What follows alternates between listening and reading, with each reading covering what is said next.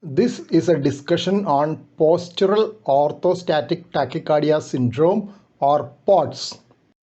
Postural orthostatic tachycardia syndrome is characterized by orthostatic tachycardia in the absence of orthostatic hypotension. Criteria for diagnosis of POTS are as follows.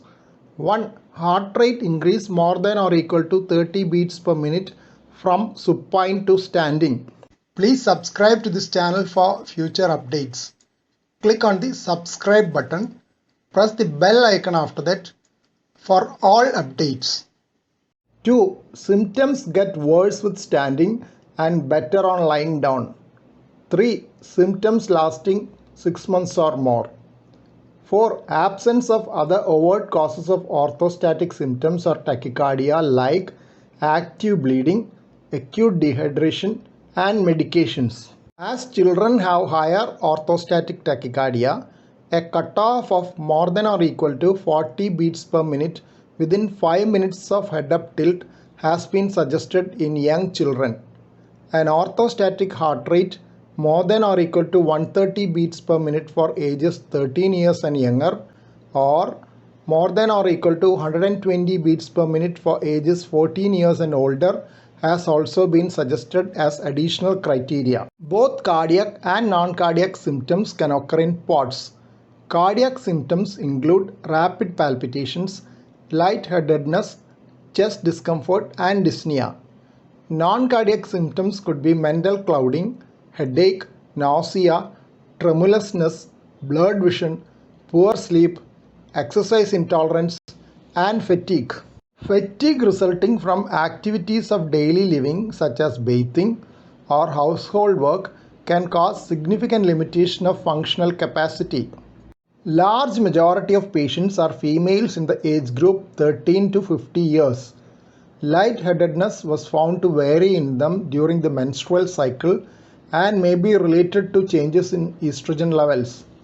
It was more during periods and less during follicular phase.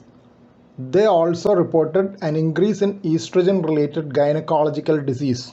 Clinical examination may show features of mitral valve prolapse, though significant mitral regurgitation is rare.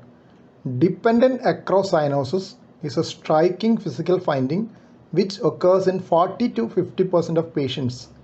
A dark red-blue discoloration of legs which are cold to touch can be seen. Two important phenotypes of POTS are the neuropathic POTS and central hyperadrenergic POTS. Partial sympathetic denervation, especially of the legs, with less norepinephrine release in the lower extremities has been documented in some patients with neuropathic POTS.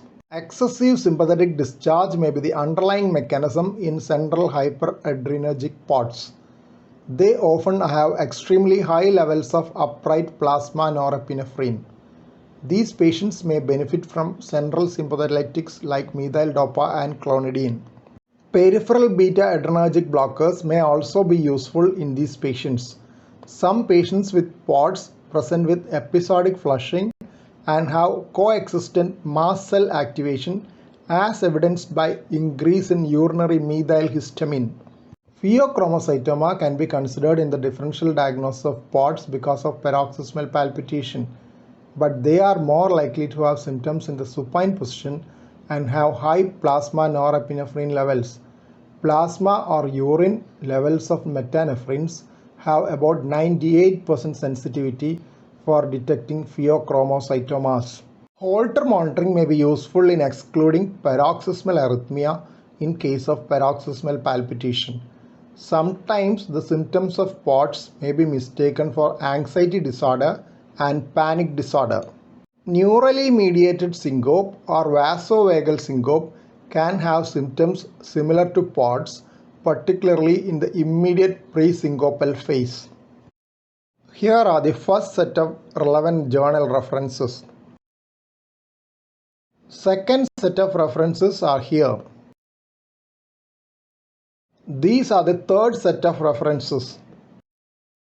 Please don't forget to subscribe to this channel for future updates and click on the bell icon for all updates. Thank you.